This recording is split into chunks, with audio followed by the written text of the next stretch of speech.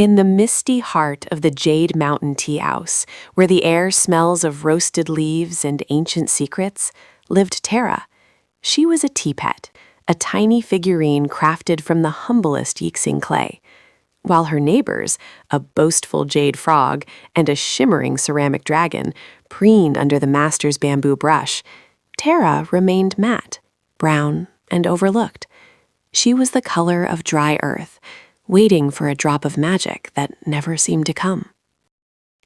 Every afternoon, the tea master performed the sacred ritual.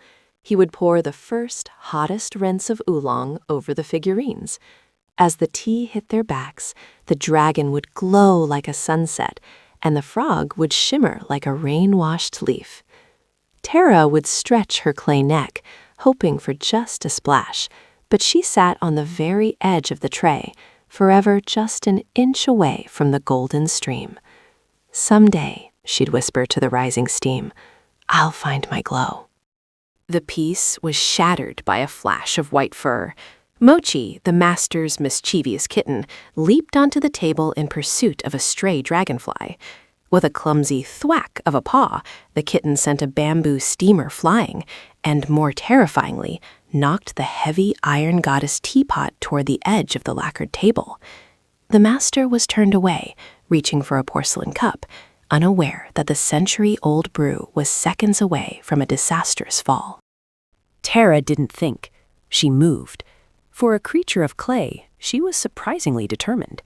She rolled off the tray, tumbling through a mountain of sticky rice cakes, their sweet, glutinous coating clinging to her sides like thick mud.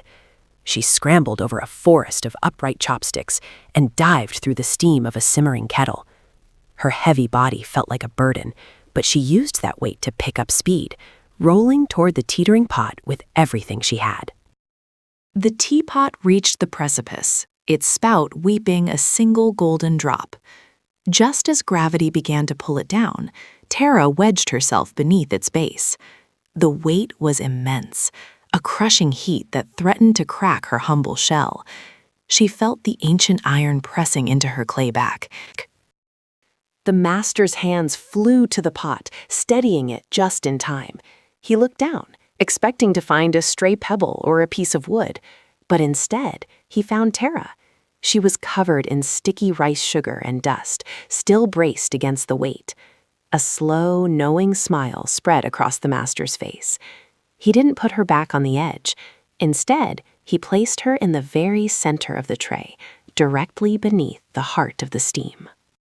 With a steady hand, the master poured the finest, golden-hued oolong directly over Terra's head.